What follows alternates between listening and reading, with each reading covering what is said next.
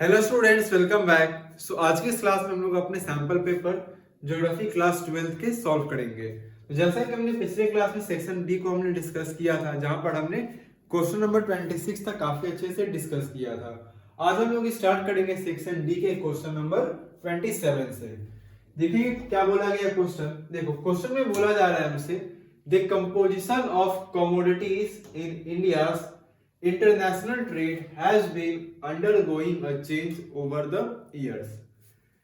है ना, आगे बोला गया आपका substantiate the statement with suitable arguments। यानी कि देखो बोला जा रहा है ना कि जब इंडिया के अंदर जो कमोडिटीज आपकी हैं, ठीक है ना, तो इंडिया के अंदर जो भी आपकी कमोडिटीज हैं इंडिया के इंटरनेशनल ट्रेड का, तो उनका जो कंपोजिशन है ना वो इंटरनेशनल ट्रेड का वो क्या हो रहा है आपका under going over the years में, उसके अंदर आपको काफी ज्यादा क्या देखने को मिल रहे हैं, चेंजेस देखने को मिल रहे हैं। इसी को हमें क्या करना है, इस स्टेटमेंट को हमें जस्टिफाई करने हैं विद सुटेबल आर्गुमेंट्स के साथ में। देखो आंसर में क्या लिखेंगे हम लोग, पहला लिखेंगे the composition of commodities in India international trade has been undergoing a change over the years. यानी कि जब हम लोग कंपोजिशन की बात कर रहे हैं किसके, तो कमोडिटीज इन इंडिया के इंटरनेशनल ट्रेड में, तो ओवर द ईयर्स वो क्या कर रहे हैं आपके, चेंज हो रहे हैं। अब आर्गुमेंट्स में हम लोग क्या क्या लिखेंगे, देखो सबसे पहला पॉइंट है the share of agriculture and allied products has declined. यानी कि अगर आप ना एग्रीकल्चर के शेयर की बात करते हो या फिर एग्रीकल्चर के अलावा अगर हम लोग बात करें जो अलाइड प्रोडक्ट्स आपके हैं, तो ये धीरे धीरे क्या हो रहे हैं आपके, डिक्लाइन हो रहे हैं। Whereas shares of petroleum and crude products and other commodities have increased. अब देखो एक तरफ क्या देखने को मिल रहा है, तो एक तरफ जहां क्या हो रहा है ना एग्रीकल्चर और उनके अलाइड प्रोडक्ट्स का शेयर आपको कम होता दिखाई दे रहा है, वहीं दूसरी तरफ बात करेंगे जो आपके पेट्रोलियम है एंड जो क्रूड प्रोडक्ट्स हैं या फिर जो और दूसरी आपकी कमोडिटीज हैं वो क्या हो रही है आपकी काफी ज्यादा इंक्रीज कर रही है। आगे देखो दूसरा पॉइंट हमारा है the shares of ore minerals and manufacture goods have largely remained constant over the years from 2009 to 10 to 2010-11 and 2015-16 to 2016 and 17। यानी कि यहाँ पर ना ओल्ड मिनरल्स के बारे में बात कर रहे हैं, ठीक है ना, किसके बारे में बात कर रहे हैं, तो आपके जो ओल्ड मिनरल्स हैं ओल्ड मिनरल्स के बारे में बात कर रहे हैं, और जो आपके मैन्युफैक्चर्ड गुड्स हैं उनके बारे में बोला जा रहा है कि लार्जली कैसे रहते हैं आपके, तो अधिकतर हमें देखने को मिलता है कि ओवर द इयर्स क्या रहे हैं, कांस्टेंट रहे हैं। कांस्टेंट कहने का मतलब इन्हें बहुत ज्यादा उतार चढ़ाव देखने को नहीं मिला है। अगर ईयर हम लोग लेते हैं तो 9 से 10 और 10 से 11 के बीच में सेम रहा है, 15 to 16 और 16 to 17 ईयर्स में भी क्या रहा आपका, ये बिल्कुल कांस्टेंट रहा।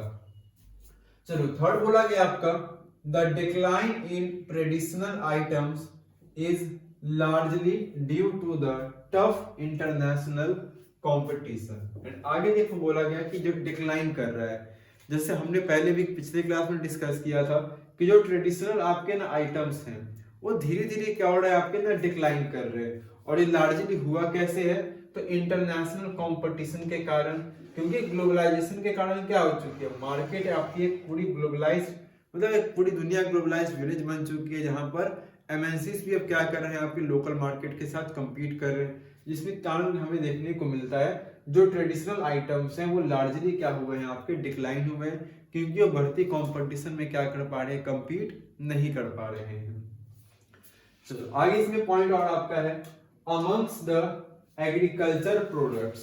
अब देखो आगे पॉइंट में आपका है कि अमंग्स द एग्रीकल्चरल प्रोडक्ट्स, अगर एग्रीकल्चरल प्रोडक्ट्स के अमंग बात करते हैं तो there is a decline in the export of traditional items. तो हमें देखने को मिलता है ना कि जो हम लोग क्या करते हैं ना, एक्सपोर्ट करते हैं, ठीक है, हम लोग जो क्या कर रहे हैं, तो हम लोग जिस भी चीज को एक्सपोर्ट करें, मींस हम अपना सामान किसी दूसरे कंट्री को बेच रहे हैं, तो वो क्या कहलाता है आपका, एक्सपोर्ट कहलाता है। तो हमें देखने को मिल रहा है कि जो ट्रेडिशनल आइटम्स का हम लोग जो पहले एक्सपोर्ट किया करते थे, स्पेशली जब हम लोग बात करते हैं एग्रीकल्चरल प्रोडक्ट्स से रिलेटेड, तो उसके अंदर भी हमें क्या देखने को मिला है, डिक्लाइन देखने को मिल रहे हैं। Such as coffee, cashew etcetera. अगर कुछ एग्जांपल लेंगे, जैसे कॉफी हो गए आपके, कैस्यू हो गए etcetera. Third, and increase has been registered in floricultural products, fresh fruits, marine products and sugar. वहीं अगर हम लोग बात करें, इंक्रीज भी रजिस्टर्ड हुआ है आपका फ्लोरिकल्चरल प्रोडक्ट्स में, जैसे अगर हम लोग बात करते हैं जो फ्रेश फ्रूट्स आपके होते हैं, मरीन प्रोडक्ट्स आपके होते हैं, या फिर जो शुगर हो गए।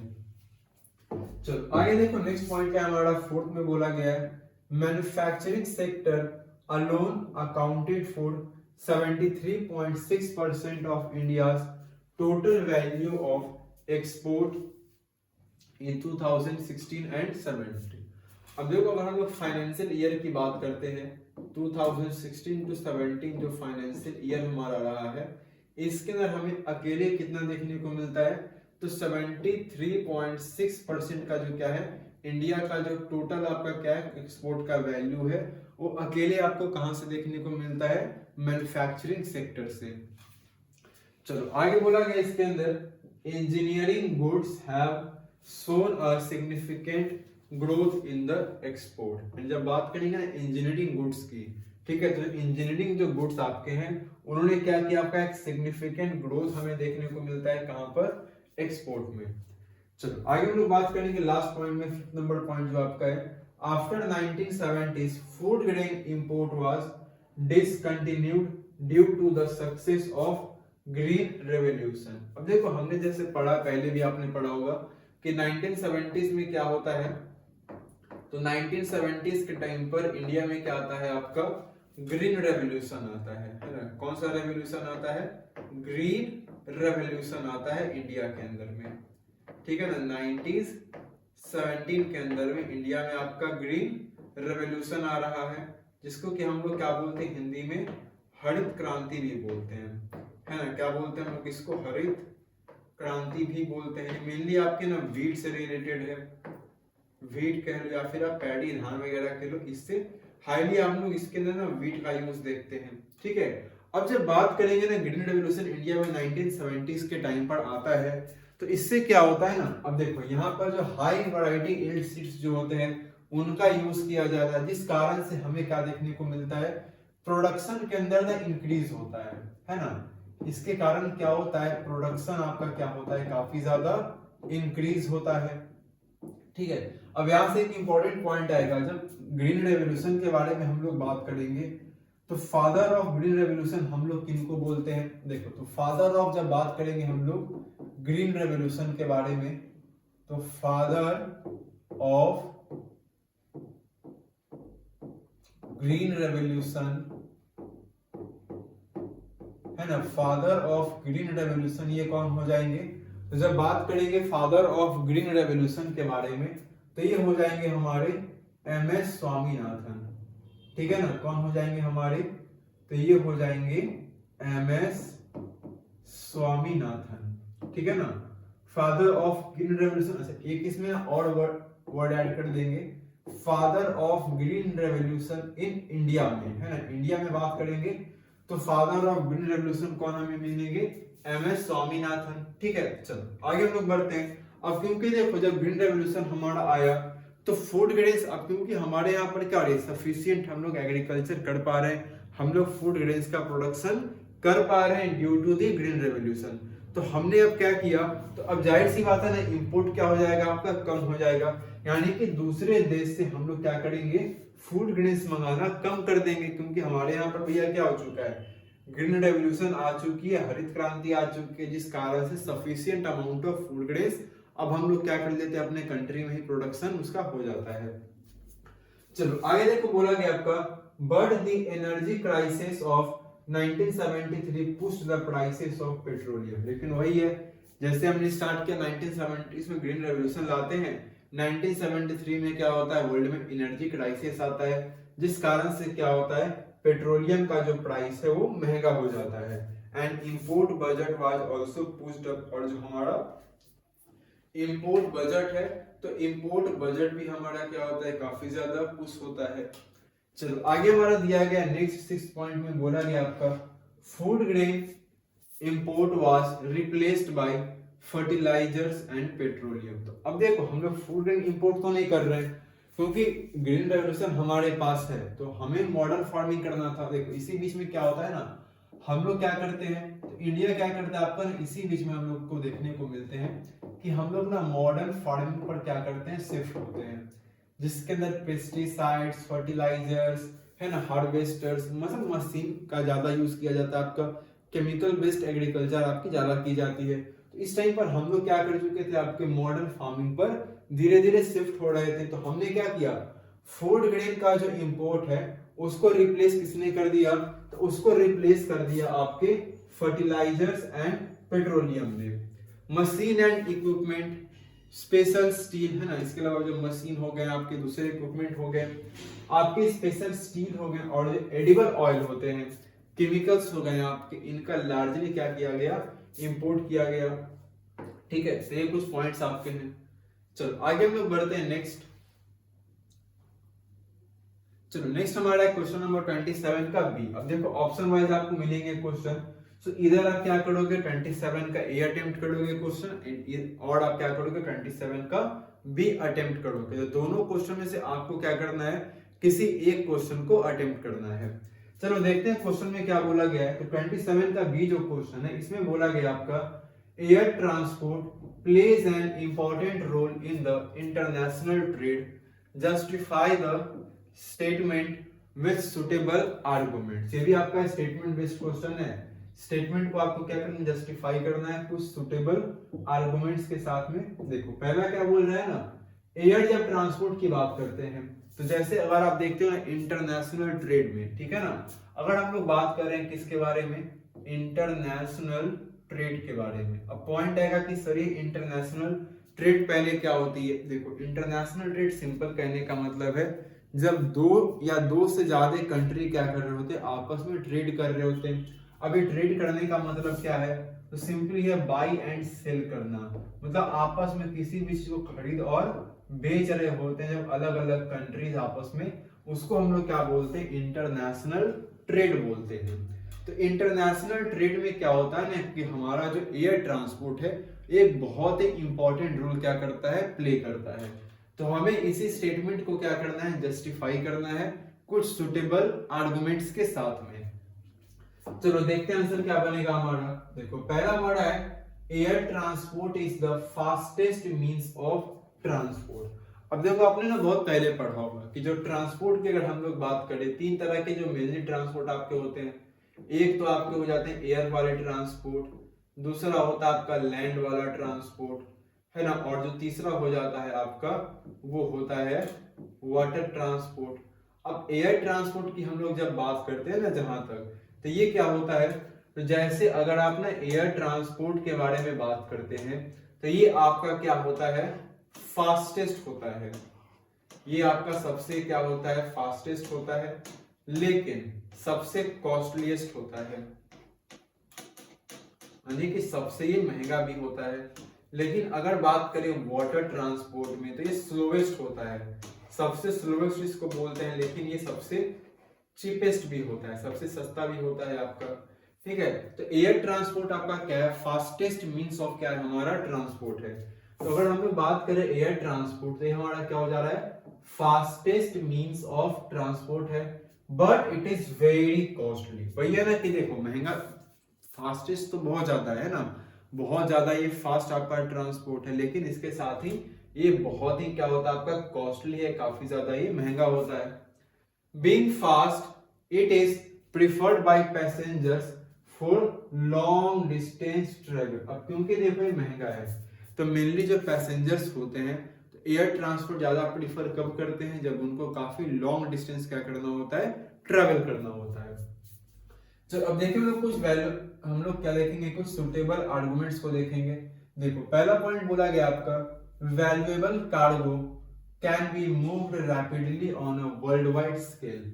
अब देखो जो वैल्यूएबल आपके कार्गो होते हैं वो रैपिडली क्या करते हैं, वर्ल्ड वाइड स्केल पर आपके मूव कर पाते हैं। It is often the only means to reach inaccessible areas. और जब ना एयर ट्रांसपोर्ट के बारे में आप बात करते हो तो एयर ट्रांसपोर्ट जो है ना वो एकमात्र ऐसा ट्रांसपोर्ट है जो कि ऐसे एरियाज में आपको इससे एक्सेस मिल पाता है, उन एरियाज का भी आपको एक्सेस मिल पाता है जहां पर क्या है, जो एरिया इनएक्सेसिबल है। जैसे ना फॉर एग्जांपल मान के चलो आपको पहाड़ पर जाना है, तो पहाड़ पर जाना है तो बोलेंगे सर पानी के थ्रू तो नहीं जाएंगे हम लोग, जमीन के थ्रू मोटरसाइकिल से भी नहीं जाएंगे, हेलीकॉप्टर के थ्रू वहां पर हम लोग उतर सकते हैं पहाड़ वगैरह पर। तो मेनली क्या होता है ना, ये ऑफन आपको क्या करता है, ये ओनली मींस ऑफ आपका ट्रांसपोर्ट है, जो कि इसका रीच आपको कहां पर, तो इन एक्सेसिबल एरियाज हैं वहां पर भी इसका रीच आपको मिल जाता है इससे। चलो तीसरा पॉइंट है, air transport has brought about a connectivity revolution in the world. And यहीं पर देखो बोला गया है कि क्या हुआ है, एयर ट्रांसपोर्ट ने कहीं ना कहीं क्या किया है, वर्ल्ड के अंदर पे ना कनेक्टिविटी रेवोल्यूशन लेकर के आए हैं, है ना। एयर ट्रांसपोर्ट ने क्या किया है, तो वर्ल्ड के अंदर एक कनेक्टिविटी रेवोल्यूशन ये लेकर के आए हैं। The frictions created by mountains, snow fields और inhospitable desert terrains have been overcome. चलो फोर्थ है, the accessibility has increased. The airplane brings varied articles to the Eskimos. अब देखो बोला गया आपका कि जैसे हम लोग बात कर रहे हैं कहां पर, जो एक्सेसिबिलिटी आपका हुआ है अभी प्लेस का, जो एक्सेसिबिलिटी आपका हुआ काफी ज्यादा क्या हुआ है आपका इंक्रीज हुआ है। और जो एयरप्लेन क्या ब्रिंग करता है आपका, तो वैराइड आर्टिकल्स आपका ब्रिंग करता है एस्किमोज में, जो कि नॉर्दर्न कनाडा में है, जो कि एक अनहिंडर्ड आपका है फ्रोजन ग्राउंड के द्वारा। In the Himalayan region the routes are often obstruct. अगर हिमालय रीजन की बात करेंगे तो वहां के जो रूट्स हैं ना, वो ऑफन हमें क्या देखने को मिलते हैं, ऑब्स्ट्रक्टेड होते हैं ड्यू टू लैंडस्लाइड। क्योंकि देखो हिमालय रीजन के आसपास में ना लैंडस्लाइड्स आपको काफी ज्यादा देखने को मिलते हैं, एवलांचेस और हैवी स्नोफॉल। इसके अलावा वहां पर आपको एवलांचेस देखने को मिलते हैं, काफी हेवी वहां पर रेनफॉल आपको देखने को मिलेंगे। At such times air travel is the only alternative to reach a place. और इन जगहों पर एकमात्र आपका जो अल्टरनेटिव है कि आप इन जगहों पर पहुंच सको, वो सिर्फ एकमात्र अल्टरनेटिव कौन सा है, तो वो एकमात्र जो अल्टरनेटिव आपका है वो आपका सिर्फ और सिर्फ क्या है, तो एयर ट्रांसपोर्ट ही, एयर ट्रैवल आपका है। फिर आप एयर के ट्रैवल करके, एयर बाय एयर ट्रैवल करके ही उन जगहों पर पहुंच सकते हैं। चलो आगे हमारा है, at present no place in the world is more than 35 hours away. This startling fact has been made possible due to people who build and fly aeroplane. अब देखो पॉइंट आ रहा है, तो जैसे अगर एट हम लोग प्रेजेंट के बारे में बात करें तो एट प्रेजेंट ना वर्ल्ड में मतलब किसी भी दुनिया के किसी भी कोने में ना हार्डली कितना आप, तो 35 आवर्स के अंदर में पहुंच सकते हो, है ना। आप दुनिया के किसी भी कोने में रहो, दुनिया के किसी भी कोने से कहीं पर भी आप क्या कर सकते हो, 35 आवर्स में तो हाईली कहीं भी पहुंच सकते हो आप एयर ट्रांसपोर्ट की वजह से। अब ये जो फैक्ट आपका है ना, तो ये जो स्टार्टलिंग आपका फैक्ट है, ये पॉसिबल तब हो पाया, मतलब आप देखो कहीं भी रह रहे हो आप दुनिया के किसी भी कोने में 35 घंटे के अंदर अंदर तो पहुंचे, आप कितनी भी कहीं भी रहो। तो ये पॉसिबल कब हो पाया है, तो ये पॉसिबल हो पाया है आपका एयर ट्रांसपोर्ट की वजह से, है ना। ये पॉसिबल कब हो पाया है, तो ये ऑल पॉसिबल आपका हो पाया है एयर ट्रांसपोर्ट की वजह से। एंड एयर ट्रांसपोर्ट में हम लोग क्या देख रहे हैं, तो ये पॉसिबल उन लोगों के कारण हो पाया है जिन लोगों ने क्या किया, एयरप्लेन्स को बनाया है, और जिन लोगों ने एयरप्लेन्स को क्या किया है, जो लोग उड़ाते हैं। अब यहीं से एक पॉइंट आएगा आपका ना, ठीक है, एक फैक्ट है, इसको भी आपने पढ़ा होगा पहले। जैसे एरोप्लेन के बारे में जब हम लोग बात करते हैं ना, तो एरोप्लेन का इन्वेंशन किन्होंने किया था, तो आपको पता होगा जो राइट ब्रदर्स हैं, है ना। राइट ब्रदर्स ने क्या किया था, एरोप्लेन का इन्वेंशन किया था, ठीक है। तो आज उन्हीं के कारण हम लोग क्या मिल रहा है, एयर ट्रांसपोर्ट मिला है। एंड उन्हीं के कारण हम लोग आज क्या करते हैं, तो 35 आवर्स के अंदर दुनिया के किसी भी कोने तक पहुंच सकते हैं। चलो आगे पॉइंट हमारा 6 number, travel by air can now be measured by hours and minutes instead of years and months. देखो पहले क्या होता था ना कि हम लोग एयर से ट्रेवल कर रहे हैं, तो एयर से आप ट्रेवल कर रहे हो तो अब आप उसको ना घंटों में या मिनटों में मेजर करते हो, लेकिन पहले कैसे मेजर किया जाता था, तो सालों और महीनों में लगते थे। चलो लास्ट बोला गया आपका point, frequent air services are available to many parts of the world. और जो फ्रीक्वेंट एयर सर्विसेज के बारे में जब बात करेंगे, जो लगातार एयर सर्विसेज आपको अवेलेबल है, तो अभी के टाइम पर हमें देखने को मिलता है कि दुनिया के ना मोस्ट ऑफ द पार्ट्स में, वर्ल्ड के मोस्ट ऑफ द पार्ट्स में जो एयर सर्विसेज आपके हैं वो फ्रीक्वेंटली क्या होती हैं, अवेलेबल होती हैं। चलो आगे हम लोग बढ़ते हैं, नेक्स्ट हमारा क्वेश्चन है। चलो नेक्स्ट हम लोग बात करेंगे अपने क्वेश्चन 28 का ए। अब देखो हमारा सेक्शन डी का ये लास्ट क्वेश्चन है। इसमें देखो बोला गया है सेक्शन डी में क्वेश्चन जो आपका है, environmental pollution by solid waste has now got significance due to enormous growth in the quantity of waste। समझते हैं पहले क्वेश्चन क्या बोला गया है। देखो क्वेश्चन जो है बोला गया आपका जो इन्वायरमेंटल आपका जो पॉल्यूशन होता है, ठीक है ना, इन्वायरमेंट में जो पॉल्यूशन होते हैं ये मेनली किनके द्वारा होता है। तो अगर हम लोग बात करें तो इन्वायरमेंटल में जो पॉल्यूशन होता है वो आपका सॉलिड वेस्ट के कारण होता है, ठीक है ना। इन्वायरमेंटल के अंदर जो पॉल्यूशन आपका है वो सॉलिड वेस्ट के कारण जो होता है, हैज नाउ गॉट सिग्निफिकेंस। अभी क्या हो चुका है, तो अभी ये बहुत ज्यादा क्या हो चुका है ना, सिग्निफिकेंस हो चुका है आपका। इसके सिग्निफिकेंस होने के अगर हम रीजन की बात करें तो बहुत ज्यादा आपका सिग्निफिकेंस हो चुका है। क्यों? ड्यू टू इनॉर्मस ग्रोथ, क्योंकि ना क्वांटिटी ऑफ वेस्ट में ना, वेस्ट के क्वांटिटी में इनॉर्मस ग्रोथ क्या हो रहा है आपको देखने को मिलता है, जिसका एक बहुत बड़ा क्या है ये एग्जांपल है। चलो इस स्टेटमेंट को हमें क्या करना है, तो इस ये जो हमारा स्टेटमेंट है इस स्टेटमेंट को हमें जस्टिफाई करना है। चलो देखते हैं आंसर क्या लिखेंगे हम लोग। Environmental pollution by solid waste has now got significance due to enormous growth in the quantity of waste. अब देखो पहला पॉइंट इसमें आ रहा है, इसमें देखो बोला जा रहा है हमसे urban areas are generally marked by overcrowding, congestion, inadequate facilities to support the fast growing population and consequent poor sanitary conditions and foul air। अब देखो पहले इसको समझते हैं, क्या बोला जा रहा है यहाँ पर ना, जैसे देखो अर्बन एरियाज होते हैं, जैसे अगर अर्बन एरियाज की बात करेंगे, शहरी क्षेत्र की जब आप बात करते हो तो अर्बन एरियाज को जनरली हम लोग मार्क करते हैं कैसे, तो ओवर क्राउडिंग, मतलब यहाँ पे भीड़ भाड़ क्या होती है शहर के अंदर आपको काफी ज्यादा देखने को मिलती है। कंजेशन होता है जिसके कारण, है ना, फैसिलिटीज इनएडेक्वेट आपकी फैसिलिटीज देखने को मिलती है, जो कि क्या करती है, फास्ट ग्रोइंग पॉपुलेशन को सपोर्ट नहीं कर पाती है। एंड इसी के कॉन्सिक्वेंट आपको क्या देखने को मिलता है कि पुअर सैनिटरी कंडीशंस होते हैं, एयर भी बहुत यहाँ पर आपको गंदे मिलेंगे, पुअर क्वालिटी ऑफ एयर यहाँ पर आपको देखने को मिलते हैं। चलो आगे देखते हैं, बोला गया है सेकंड पॉइंट आपका, solid waste refers to a variety of old and used articles. अब जैसे सॉलिड वेस्ट के बारे में बात करेंगे तो जो आपके ना सॉलिड वेस्ट होते हैं, इसको हम रिफर किससे करते हैं, तो जो आपके ना ओल्ड या फिर जो यूज्ड आर्टिकल्स होते हैं उससे हम लोग इसको रिफर करेंगे। जैसे फॉर एग्जांपल देखो बोला गया है stained small pieces of metals, जैसे मेटल्स के छोटे छोटे आपके पीसेस हो गए, आपके जो ब्रोकन ग्लासवेयर हो गए, इसके अलावा जो प्लास्टिक के आपके कंटेनर्स होते हैं, पॉलीथीन बैग्स हो गए आपके, एस राख वगैरह हो गया आपका, फ्लॉपीज होते हैं आपके, CDs etcetera, dumped at different places, क्योंकि आपके सॉलिड वेस्ट हैं और इनको अलग अलग डिफरेंट मींस अलग अलग जगह पर डिफरेंट प्लेसेस पर इनको क्या किया जाता है, तो इनको डंप्ड किया जाता है। चलो तीसरा देखो पॉइंट में बोला गया है the discharged materials are also termed as refuse, garbage and rubbish।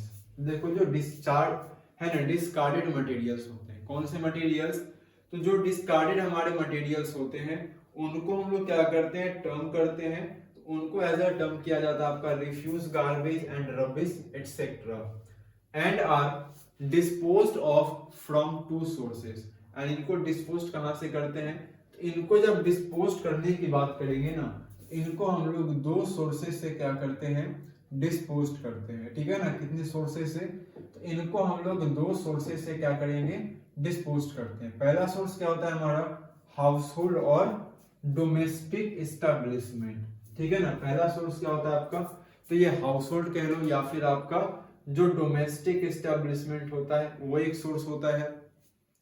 इसका जब दूसरे सोर्स की बात करेंगे तो दूसरा जो सोर्स इसमें होता है आपका वो होता है आपका इंडस्ट्रियल और कॉमर्शियल एस्टेब्लिशमेंट, है ना। दूसरा सोर्स कौन सा है आपका, तो इंडस्ट्रियल कह लो या फिर आपका जो कॉमर्शियल एस्टेब्लिशमेंट होता है वो आपका दूसरा सोर्स होता है।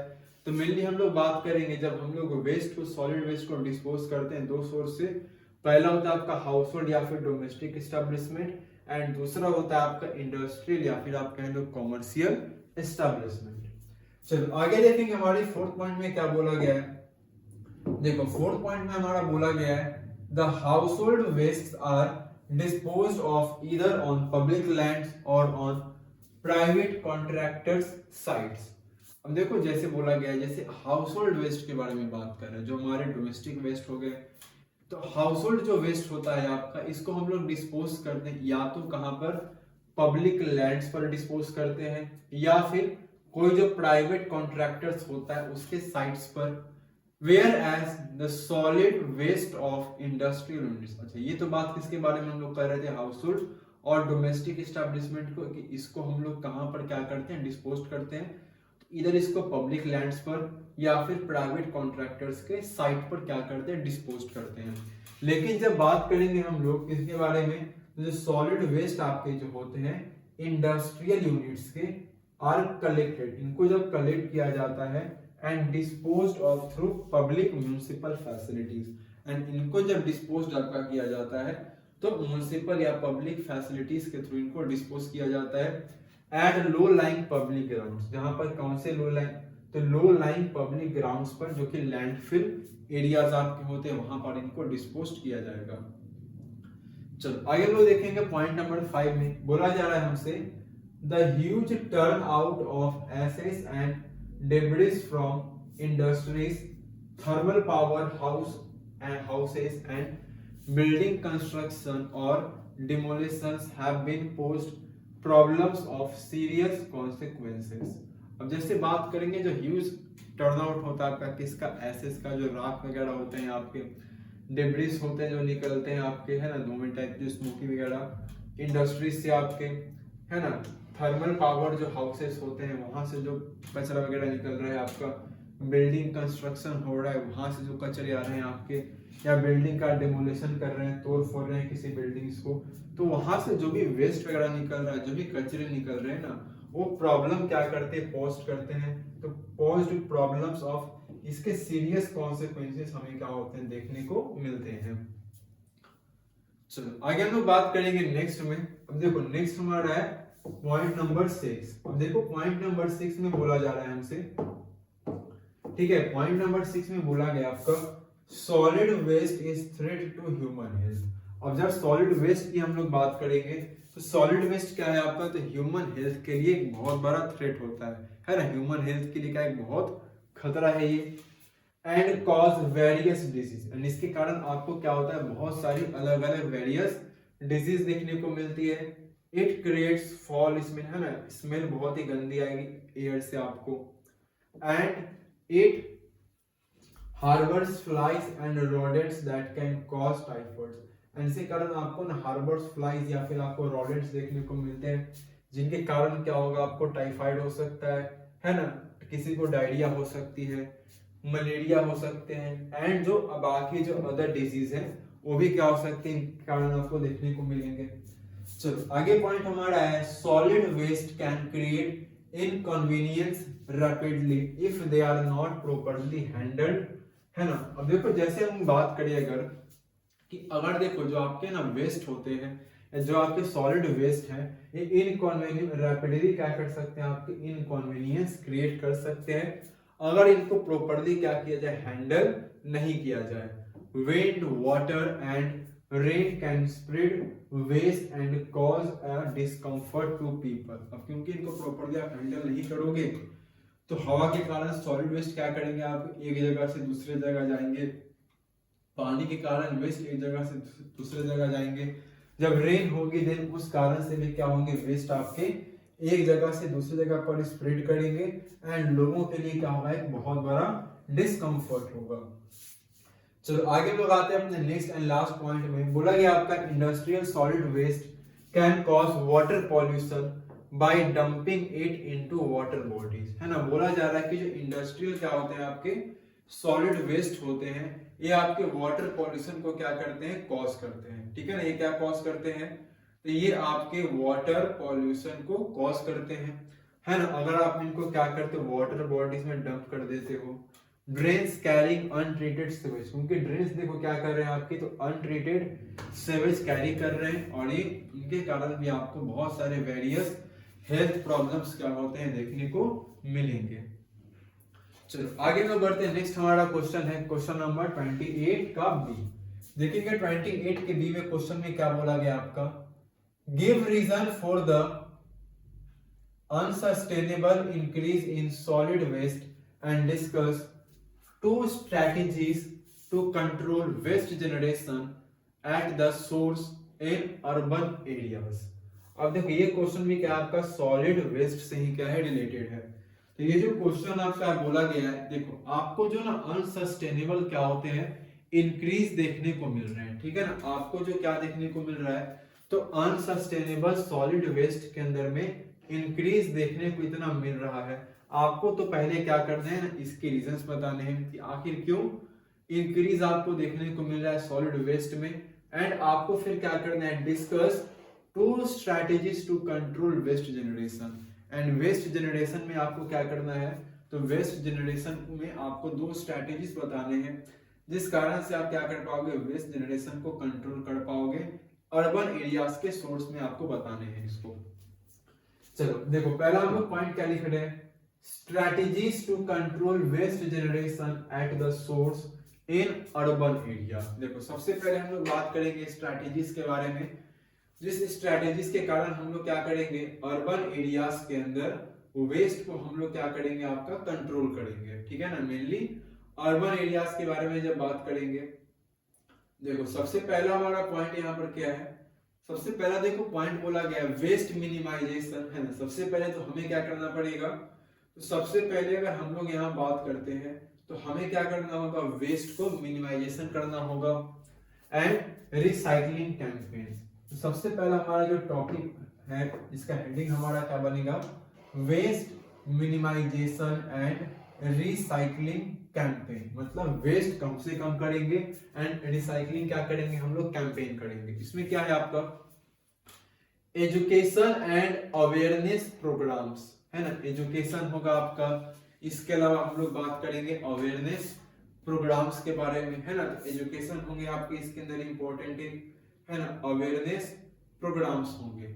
इसके अलावा हम लोग बात करेंगे इम्प्लीमेंट एजुकेशनल कैंपेन्स, है ना। हम लोग क्या करेंगे, एजुकेशनल कैंपेन्स को क्या करेंगे, रेस करेंगे, एजुकेशनल कैंपेन करेंगे, ताकि हम लोग क्या कर सके, अवेयरनेस को रेस कर सके among residents about the importance of waste minimization and recycling.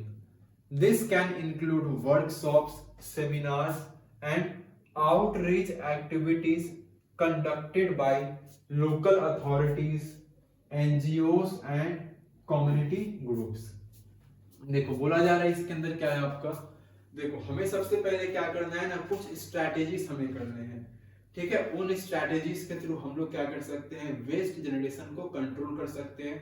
सबसे पहले हमें क्या करना पड़ेगा, वेस्ट मिनिमाइजेशन करना पड़ेगा एंड रिसाइकलिंग कैंपेन करेंगे। इसके अलावा एजुकेशनल एंड अवेयरनेस प्रोग्राम हम लोग करेंगे, जिसमें हम लोग क्या करेंगे, एजुकेशनल कैंपेन्स को हम लोग इंप्लीमेंट करेंगे, ताकि जो रेसिडेंट्स हैं, जो आसपास रहने वाले लोग हैं, उनमें क्या हो सके, अवेयरनेस हो सके कि जो वेस्ट मिनिमाइजेशन है और रिसाइकलिंग है कितना ज्यादा क्या हमारे लिए इंपॉर्टेंस रखता है। अब इसमें हम लोग क्या क्या इंक्लूड करेंगे ऐसा करने के लिए, तो हम लोग वर्कशॉप्स कर सकते हैं, है ना, सेमिनार्स कर सकते हैं। इसके अलावा हम लोग आउटरीच एक्टिविटीज कंडक्ट कर सकते हैं, लोकल अथॉरिटीज के हेल्प से, एनजीओस के हेल्प से, या फिर कम्युनिटी ग्रुप्स के हेल्प से।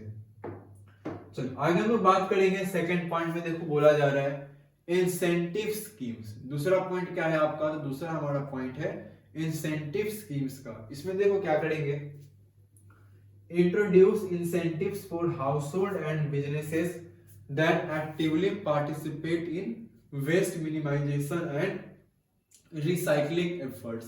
देखो इंसेंटिव स्कीम्स में हम लोग बात करेंगे क्या, तो हम लोग ना इंट्रोड्यूस करेंगे इंसेंटिव्स को, किसके लिए, तो हाउस होल्ड्स के लिए एंड बिजनेसेस के लिए, जो कि क्या करेंगे, एक्टिवली क्या करेंगे, वेस्ट मिनिमाइजेशन में पार्टिसिपेट करेंगे एंड रिसाइकलिंग एफर्ट्स में भी पार्टिसिपेट होगा उनका। This would include discounts on utility, और इसमें इंक्लूड हम लोग क्या क्या करेंगे, तो इसके अंदर हम इंक्लूड कर सकते हैं यूटिलिटी पर डिस्काउंट दे सकते हैं हम लोग, यूटिलिटी बिल्स पर डिस्काउंट देंगे, टैक्स रिबेट्स देंगे लोगों को, रिवॉर्ड्स देंगे रिसाइकलिंग इनिशिएटिव्स के लिए।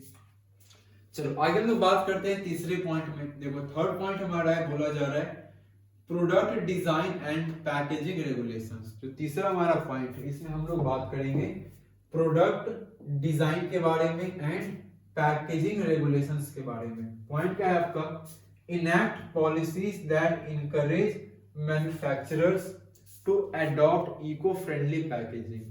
अब देखो हम लोग क्या करेंगे ना, कुछ पॉलिसीज को इनैक्ट कर सकते हैं, तो ऐसी पॉलिसीज को हम लोग क्या करेंगे, इनैक्ट कर सकते हैं जो कि मैन्युफैक्चरर्स जो आपके है ना, तो मैन्युफैक्चरर्स को हम लोग क्या कर सकते हैं, इनके थ्रू इनकरेज कर सकते हैं कि वो क्या अडॉप्ट करे, तो वो इको फ्रेंडली पैकेजिंग को क्या करे, अडॉप्ट करे। मींस ऐसे पैकेजिंग करे चीजों में, मतलब जो भी आप बिस्किट्स बना रहे हैं कुछ भी चीजें, तो पैकेजिंग उसका ऐसा होना चाहिए, उस तरह से पैकेजिंग करो कि अगर उसको बाहर में फेंक भी दिया जाए तो इन्वायरमेंट को क्या करे, नुकसान न पहुंचाए। इको फ्रेंडली पैकेजिंग वो कर सके and product design practices, this can involve setting standards. अब ना इसमें देखो इन्वॉल्व क्या क्या हो सकता है, तो इसके अंदर इन्वॉल्व होगा आपका कि हम लोग क्या करेंगे, सेट करेंगे स्टैंडर्ड फॉर रिसाइक्लेबिलिटी को हम लोग क्या करेंगे, सेट करेंगे, बायोडिग्रेडेबिलिटी के स्टैंडर्ड को हमें सेट करना पड़ेगा। इसके अलावा जो सस्टेनेबल मटेरियल्स हैं इनके यूज को भी हमें क्या करना पड़ेगा, इंक्रीज करना पड़ेगा। चलो आगे हमारा है एक्सटेंडेड प्रोड्यूसर रिस्पॉन्सिबिलिटी, जिसको हम लोग शॉर्ट में क्या बोलते हैं, ERP बोलेंगे, है ना, एक्सटेंडेड प्रोड्यूसर रिस्पॉन्सिबिलिटी। इसमें देखो बोला गया है कि जब आप क्या करते हो, ERP को इंप्लीमेंट करते हो, ERP स्कीम्स को, तो क्या होता है, टू होल्ड प्रोड्यूसर्स अकाउंटेबल। मतलब इससे क्या होगा ना, जो आपके प्रोड्यूसर्स हैं वो क्या होते हैं, अकाउंटेबल होते हैं, है ना। इससे क्या होंगे, जो आपके प्रोड्यूसर्स हैं वो क्या बनेंगे, अकाउंटेबल बनेंगे, है ना। Producers accountable for the entire life cycle of the product, तो पूरे इंटायर प्रोडक्ट के लाइफ साइकिल के लिए क्या बनेंगे, अकाउंटेबल बनेंगे। जिसमें क्या इंक्लूड होगा आपका, इंक्लूडिंग वेस्ट मैनेजमेंट, जिसमें आपका जो वेस्ट मैनेजमेंट है वो भी इंक्लूड रहेगा हमारा।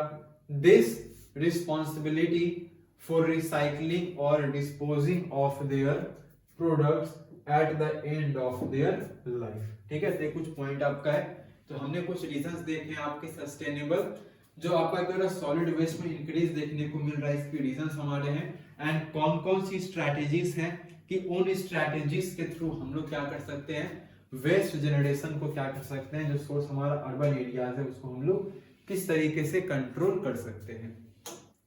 चलो नेक्स्ट हम लोग बढ़ेंगे अपने क्वेश्चन नंबर। चलो तो नेक्स्ट हमारा जो सेक्शन है वो सेक्शन हमारा होगा सेक्शन ई। ठीक है ना, यहाँ पर सेक्शन कौन सा है, तो सेक्शन हमारा ये है ई सेक्शन। ठीक है, और ये ई जो सेक्शन हमारा है ये हमारा क्या है, मैप बेस्ड क्या होगा, क्वेश्चन होगा। ठीक है, तो मैप बेस्ड क्वेश्चन में देखो क्या बोला गया है, on the given political map of the world 7 geographical features have been marked as A, B, C, D, E and F. Identify any 5 with the help of the following information and write their correct names on the lines drawn near each feature. अब देखो सबसे पहले तो क्या बोला है, तो मैंने आपको जैसा बताया था स्टार्टिंग में कि जो मैप बेस्ड हमारा क्वेश्चन है, ठीक है ना, तो मैप बेस्ड जो क्वेश्चन हमारा है ना वो कितना क्वेश्चन है, तो मैप बेस्ड जो क्वेश्चन आपका है वो 5 नंबर का होगा और वो 2 क्वेश्चन होगा। लेकिन यहाँ पर आप देखोगे तो आपको 7 अलग अलग क्या देंगे, आपको मार्क किए गए, तो आपको बनाना देखो कोई 5 ही है। ठीक है ना, आपको बनाने कितने हैं, तो बनाना आपको है कोई 5 ही, आपको पूरे क्या करने हैं, बनाने नहीं है। तो देखो पहला क्या दिया गया, तो कुछ यहाँ पर इंफॉर्मेशन आपको पहले से अवेलेबल है, उसी के बेस पे आपको करेक्ट नेम्स क्या करना है, उनके फीचर्स के अकॉर्डिंगली लिखना है। तो पहले हम लोग देखेंगे अपने वर्ल्ड मैप को, ठीक है। तो ये हमारा वर्ल्ड मैप यहाँ पर गिवन है। इसमें देखो आपके ABCDEF जी अलग अलग नेम यहाँ पर आपके ऑलरेडी क्या है मेंशन किए गए हैं। तो अब हम लोग क्या करेंगे ना, पढ़ेंगे, अब उसके अकॉर्डिंगली हम लोग यहाँ पर इसका आंसर करेंगे। देखो सबसे पहले क्या बोला गया है, देखो सबसे पहले अगर हम लोग बात करेंगे, बोला गया है एक मेजर सी पोर्ट है। तो एक मेजर सी पोर्ट के बारे में हमसे पूछा गया है। देखो मेजर सी पोर्ट कहां पर देखने को मिलता है, तो जो मेजर आपको सी पोर्ट देखने को मिलेंगे, ठीक है ना। तो जब हम लोग बात करेंगे किसके बारे में, तो जब ना मेजर सी पोर्ट के बारे में हम लोग बात कर रहे हैं, तो ये हमें कहां पर देखने को मिलेंगे, ये यानी कि केप टाउन में, है ना। कहां पर देखने को मिलेंगे हमें, ये केप टाउन में देखने को मिलेंगे। चलो आगे हम लोग बढ़ते हैं। नेक्स्ट हमें बोला गया आपका एन इंटरनेशनल एयरपोर्ट, है ना। एक इंटरनेशनल एयरपोर्ट के बारे में बोला गया हमसे। देखो तो इंटरनेशनल जब ना एयरपोर्ट के बारे में हम लोग बात करेंगे, तो इंटरनेशनल एयरपोर्ट जो बी के अंदर में है, ये कहां पर आपका है, रोम में, है ना। ये कौन सा पार्ट हो जाएगा आपका, रोम का हो जाएगा। चलो आगे हम लोग बढ़ते हैं। नेक्स्ट हमारा है थर्ड सी में एन इंपॉर्टेंट सी वे। अब देखो सी वे के बारे में बोला गया है, तो सी वे क्या होता है आपका, तो सेंट लॉरेंस सी वे हो जाएगा, है ना। इंपॉर्टेंट सी वे कौन सा हो जाएगा आपका, तो सेंट लॉरेंस सी वे, है ना। क्या बनेगा आपका, सेंट लॉरेंस सी वे आपका बन जाएगा। चलो आगे लोग बढ़ते हैं। डी में बोला गया आपका N area of subsistence gathering in south America, है ना। साउथ अमेरिका में क्या आपका सबसिस्टेंस गैदरिंग का एक एरिया है, तो वो एरिया कौन सा हो जाएगा, तो सबसिस्टेंस गैदरिंग का जो एरिया आपका है वो हो जाएगा आपका अमेज़न, है ना। कौन सा एरिया हो जाएगा आपका, तो वो एरिया होगा आपका अमेज़न का। चलो आगे हम लोग बढ़ते हैं। नेक्स्ट बोला गया आपका an important sea port of Asia, है ना। एशिया के क्या करना है आपको ना, इंपॉर्टेंट सी पोर्ट के बारे में बताना है। तो एशिया का जो आपका इंपॉर्टेंट क्या है सी पोर्ट आपका है, वो कौन सा हो जाएगा आपका, तो वो संघाई हो जाएगा, है ना। कौन सा हो जाएगा आपका, तो संघाई हो जाएगा। ठीक, एशिया का क्या आपका मोस्ट इंपॉर्टेंट सी पोर्ट है ये। चलो आगे बोला गया आपका N area of nomadic herding. अब देखो नोमैडिक हर्डिंग का क्या देना है आपको, एरिया बताना है। तो जो नोमैडिक हर्डिंग का आपका एरिया हो जाएगा वो कौन सा आपका है, तो वो हो जाएगा आपका ट्रॉपिकल अफ्रीका, है ना। कौन सा हो जाएगा आपका, ट्रॉपिकल अफ्रीका, ठीक है। या फिर आप इसको नॉर्थ अफ्रीका भी बोल सकते हो, है ना। नॉर्थ अफ्रीका भी हो जाएगा हमारा ये। चलो आगे हम लोग बढ़ेंगे। नेक्स्ट एंड लास्ट हमारा मैप है, इसके अंदर बोला गया point region of extensive commercial grain agriculture, ठीक है। एक रीजन बताना है आपको जहां पर क्या होता है आपका, तो एक्सटेंसिव हमें क्या देखने को मिलता है, कॉमर्शियल ग्रेन एग्रीकल्चर यहाँ पर की जाती है। तो ये कौन सा आपका है, तो ये जो जगह हमारा है ना, नीचे सबसे देखोगे यहाँ पर, तो ये क्या होगा आपको यहाँ पर मिल जाएगा। ये एरिया कौन सा आपका, तो कैंटरबरी है। कौन सा एरिया आपका है, तो कैंटरबरी, कैंटरबरी क्या हो जाएगा आपका, ग्रासलैंड, या फिर इसको कैंटरबरी प्लेन भी बोलते हैं, ठीक है। तो ये हो जाएगा आपका मैप बेस्ड क्वेश्चन। चलो आगे हमारा क्वेश्चन दिया गया है इसी में, देखो ये हमारा विजुअली इंपेयर्ड कैंडिडेट्स के लिए क्वेश्चन है। यहाँ पर आपको सिंपली नेम बस बताने हैं। देखो पहला नेम आपका क्या बोला गया है, सिमिलरली क्वेश्चन के अकॉर्डिंगली आपका है और name a major sea port situated at the, है ना। Name a major sea port situated at the southernmost tip of Africa. Southernmost tip of Africa में एक मेजर सी पोर्ट कौन सा आपका है, केप टाउन। चलो आगे बोला गया आपका name an important international airport of Italy.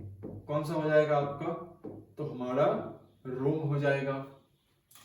चलो आगे बोला गया आपका which river in North America connects the Great Lakes to the Atlantic Ocean. यानी कि ना रिवर के बारे में हमें बताना है कि नॉर्थ अमेरिका में कौन सी रिवर है जो कि आपकी ग्रेट लेक्स को क्या करती है, कनेक्ट करती है किससे, अटलांटिक ओशियन से। तो ये कौन सी रिवर हो जाएगी आपकी, ठीक है ना। तो ये क्या हो जाएगा आपका, तो रिवर के बारे में जब हम लोग बात करेंगे तो ये कौन सी हो जाएगी आपकी यहाँ पर, तो ये हो जाएगा आपका सेंट लॉरेंस सी वे, है ना। कौन सा जगह हो जाएगा आपका, तो ये हो जाएगा आपका सेंट लॉरेंस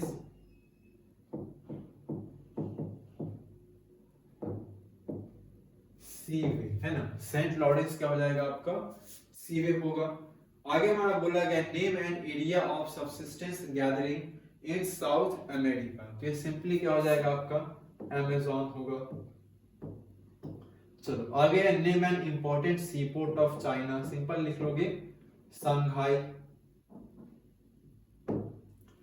चलो आगे हमारा है mention an area of nomadic herding in North Africa, तो नॉर्थ अफ्रीका के अंदर आपको क्या बताने हैं, नोमैडिक हर्डिंग बताने हैं आपको। तो सिंपली क्या होगा आपका, ट्रॉपिकल अफ्रीका होगा। क्या हो जाएगा आपका ये, ट्रॉपिकल अफ्रीका, या फिर क्या हो जाएगा आपका ये नॉर्थ अफ्रीका, ठीक है ना। ट्रॉपिकल अफ्रीका हो जाएगा, या फिर ये क्या होगा आपका नॉर्थ अफ्रीका। चलो आगे हम लोग बढ़ेंगे। नेक्स्ट बोला गया आपका name the area of extensive commercial grain agriculture in New Zealand, तो सिंपल अभी हमने देखा था मैप में, क्या हो जाएगा आपका ये, तो कैंटरबरी, कैंटरबरी ग्रासलैंड, या फिर क्या इसको हम बोलेंगे कैंटरबरी प्लेन्स। चलो आगे हम बढ़ते हैं नेक्स्ट क्वेश्चन पे। चलो नेक्स्ट हमारा बोला गया है question, locate and label any 5 of the following geographical features on the political outline map of India with appropriate symbols. ठीक, ये भी आपका सिंपली क्या है ना, मैप बेस्ड आपका क्वेश्चन है। देखो सबसे पहले अगर हम लोग बात करेंगे, क्या है, एक इंपॉर्टेंट आपका ना कोल माइन है, कहां पर, ओडिशा में।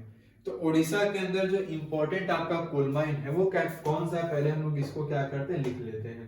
तो ओडिशा के अंदर जो इंपॉर्टेंट आपका कोल माइन है वो कौन सा है आपका, तो मयूरभांज है। कौन सा हो जाएगा आपका, तो मयूरभांज, ठीक है ना। इसको याद रखेंगे, क्या हो जाएगा आपका, मयूरभांज आपका हो जाएगा, ठीक है ना। आगे हम लोग बात करेंगे an important sea port in Karnataka, तो कर्नाटका में जो एक इंपॉर्टेंट हमें क्या होता है, सी पोर्ट देखने को मिलता है, वो कौन सा है आपका, तो वो सी पोर्ट आपका है मैंगलोर, ठीक है ना। कौन सा सी पोर्ट आपका है, मैंगलोर है। झरिया कोल माइंस आपको कहां पर देखने को मिलते हैं, तो जैसे ना झरिया कोल माइंस के बारे में हम लोग बात करेंगे, तो सिंपल सी बात है, कहां देखने को मिलेंगे, झरिया में ही। चलो आगे आपका है एन ऑयल रिफाइनरी इन उत्तर प्रदेश, तो उत्तर प्रदेश के अंदर ऑयल रिफाइनरी कहां देखने को मिलते हैं आपके, मथुरा में। कहां पर मिलते हैं, तो ऑयल रिफाइनरी आपको देखने को मिलते हैं उत्तर प्रदेश में, मथुरा के अंदर। The state with lowest population density, अब देखो कौन सा स्टेट है जिसकी पॉपुलेशन डेंसिटी आपकी सबसे कम है, तो स्टेट हमारी कौन सी है, अरुणाचल प्रदेश, है ना। कौन सी स्टेट हो जाएगी आपकी, अरुणाचल प्रदेश। चलो आगे हम लोग बात करते हैं, नेक्स्ट हमारा है the state leading in the production of T. देखो टी के बारे में जब भी बात आती है ना, तो टी के अंदर जो लीडिंग आपका स्टेट है, अब ऐसे देखो बहुत है, लेकिन अगर आपको एक नाम अगर आपको लेना हो, तो टी जो सबसे ज्यादा आपकी होती है वो असम में होती है। इसके अलावा आपके वेस्ट बंगाल भी आपके ऑप्शंस में हो जाएंगे, लेकिन अगर आपको किसी एक जो इंपॉर्टेंट आपको सबसे ज्यादा देने हैं, तो वो कौन होंगे, आपके असम हो जाएंगे। चलो आगे हमारा है एन इंटरनेशनल एयरपोर्ट इन पंजाब। अब देखो पंजाब के अंदर में क्या है आपका, तो एक इंटरनेशनल एयरपोर्ट है, वो कहां पर होगा, तो पंजाब के अंदर जो एक इंटरनेशनल एयरपोर्ट आपका है वो कहां पर आपके है, तो पंजाब के अमृतसर में है, ठीक है ना। कहां पर हो जाएगा ये, तो ये आपके पंजाब के अमृतसर में हो जाएगा, ठीक है। अब इसी को हमें क्या करना है, तो मैप पे हमें क्या करना है ना, प्लॉट करना है। ठीक है, तो ये हमारा क्या दिया गया है, इंडिया का हमारा ना पॉलिटिकल मैप दिया गया है। ठीक है, अब इसी पॉलिटिकल मैप ऑफ इंडिया में हमें क्या करना है, चीजों को काफी अच्छे से रिप्रेजेंट करना है।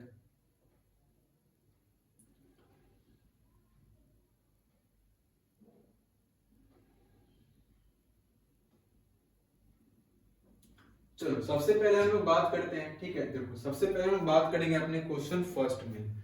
देखो क्या बोला गया आपका क्वेश्चन फर्स्ट में कि एक इंपॉर्टेंट आपका कोल माइन है उड़ीसा में। तो उड़ीसा में आपका है, तो पहले हमें क्या देखना होगा, मैप पर सबसे पहले हम लोग क्या देखेंगे, उड़ीसा देखेंगे, है ना। मैप पर हम लोग सबसे पहले क्या देखेंगे, उड़ीसा को क्या करेंगे, ढूंढेंगे। तो मैप पर जब ना उड़ीसा ढूंढोगे तो ये वाला जो पॉइंट आपका है यहाँ पर, यहीं पर क्या हो जाएगा आपका, इसको यहाँ से मार्क कर लो एंड इसको यहाँ पर हम लोग लिख लेते हैं क्या आपका, मयूरभंज। क्या हो जाएगा हमारा ये, तो ये हो जाएगा हमारा मयूरभंज। ठीक है, ये पहला हमारा क्वेश्चन का आंसर होगा। चलो आगे क्या बोला गया था हमारा सेकंड। देखो सेकंड में था हमारा an important sea port in Karnataka. तो कर्नाटका में जो इंपॉर्टेंट एक सी पोर्ट है वो कहां पर आपका है, तो मैंगलोर में। तो मैंगलोर में हमें ढूंढना कहां पर है, तो हमें कर्नाटका ढूंढने है ना। कर्नाटका जब ढूंढने की बात करेंगे तो हम लोग कहां पर चले आएंगे, तो कर्नाटका जब ढूंढने की बात करेंगे हम लोग साउथ में चले आएंगे एंड ये वाला जो पार्ट है ये आपका कर्नाटका हो जाएगा और यहीं पर क्या है आपका, मैंगलोर है।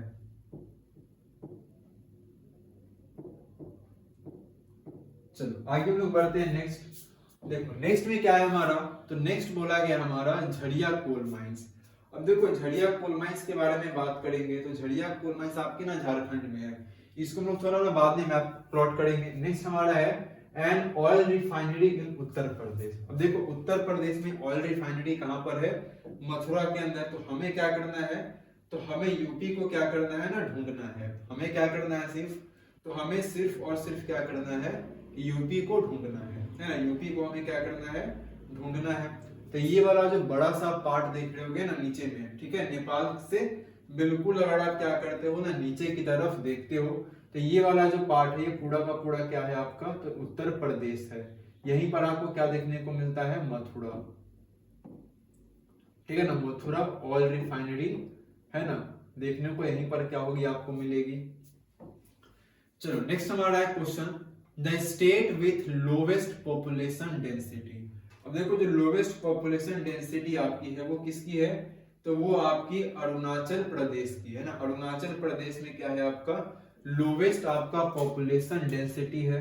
तो ये कौन सा स्टेट आपका है, तो ये जो आपका स्टेट है ये हो जाएगा आपका अरुणाचल प्रदेश, है ना। कौन सा हो जाएगा हमारा, तो ये हो जाएगा अरुणाचल प्रदेश। चलो आगे हम लोग बात करेंगे। नेक्स्ट हमारा है the state leading in the production of T. अब देखो जैसे ना हम लोग टी के प्रोडक्शन के बारे में बात करेंगे तो टी के प्रोडक्शन में जो लीडिंग स्टेट आपका है ना, वो लीडिंग स्टेट कौन सा है, तो हमने बात किया था कि जो लीडिंग स्टेट हमारी है वो कौन सी है। तो लीडिंग जब स्टेट की बात आती है तो वो हमारी असम है ना। कौन सी है, तो लीडिंग स्टेट जो हमारी है वो असम है। तो ये वाला जो पार्ट हमारा है ये कौन सा पार्ट है इधर, तो ये वाला आपका असम का पार्ट है। असम के अलावा आपको वेस्ट बंगाल के अंदर भी और आपको तमिलनाडु में भी क्या देखने को मिलते हैं, अच्छे खासे टी आपको देखने को मिल जाएंगे, है ना। टी का प्रोडक्शन इन जगहों पर भी क्या होता है आपको अच्छा खासा देखने को मिलता है। चलो आगे हम लोग बात करेंगे। नेक्स्ट क्या है, आगे देखो बोला गया है एन इंटरनेशनल एयरपोर्ट इन पंजाब। अब देखो पंजाब में क्या है आपका, एक इंटरनेशनल एयरपोर्ट है। तो पंजाब में कहां पर है, तो पंजाब के अमृतसर में, है ना। पंजाब में कहां पर है, तो पंजाब के अमृतसर में क्या होता है, एक इंटरनेशनल एयरपोर्ट आपको क्या होगा देखने को मिलता है। ठीक है ना, पंजाब में कहां पर, तो पंजाब के मेनली आपके ना अमृतसर में एक इंपॉर्टेंट क्या होता है आपको एयरपोर्ट मिलता है। तो ये कौन सा पार्ट हो जाएगा, तो ये वाला पार्ट जो है ये हो जाएगा आपका पंजाब में अमृतसर। ठीक है ना, यहाँ पर क्या लिख लेंगे, अमृतसर।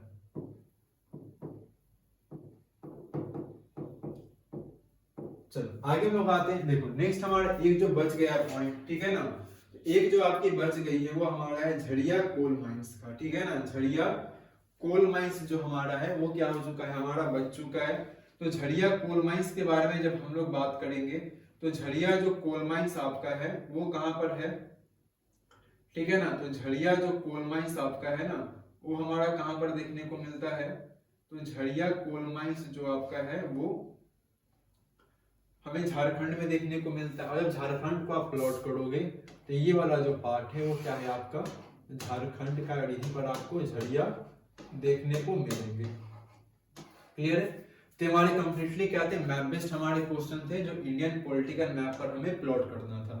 चलो आगे देखो क्वेश्चन बोला गया आपका। अब ये देखो जो क्वेश्चन यहाँ पर आपका है ये किनके लिए है, तो ये क्वेश्चन आपके विजुअली इंपेयर्ड स्टूडेंट्स के लिए है। देखो क्वेश्चन में क्या क्या बोला गया है। पहला बोला गया आपका name and important coal mines in Odisha. अब देखो ओडिशा के अंदर आपको क्या करना है, एक इंपॉर्टेंट आपको कोल माइंस को बताने हैं। तो सिंपल कौन सा हो जाएगा, तो हमने जस्ट अभी पढ़ा है क्या हो जाएगा आपका मयूरभांज। कौन हो जाएगा हमारा मयूरभांज हो जाएगा हमारा। नेक्स्ट हमारा है an important sea port in Karnataka. तो कर्नाटका में कहां पड़ा आपके मैंगलोर में।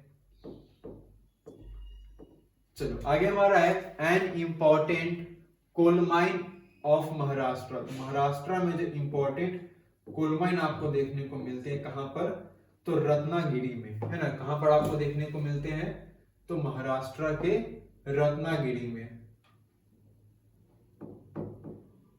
चलो आगे आपका है name one oil refinery of Uttar Pradesh. तो कौन सा हो जाएगा आपका ये मथुरा। चलो आगे है आपका name the state with lowest population density. Simple just अभी हमने देखा है मैप पर, इसको हमने प्लॉट भी किया है। कौन सा हो जाएगा आपका अरुणाचल प्रदेश। चलो आगे आते हैं name one leading T producing state of India. तो ये आपका हो जाएगा असम। एंड लास्ट हमारा है name the international airport of Punjab. तो ये हो जाएगा आपका अमृतसर, ठीक है ना। कौन सा हो जाएगा आपका, तो ये हो जाएंगे हमारे जो इंटरनेशनल एयरपोर्ट आपके पंजाब का है वो हो जाएगा आपका अमृतसर, ठीक है।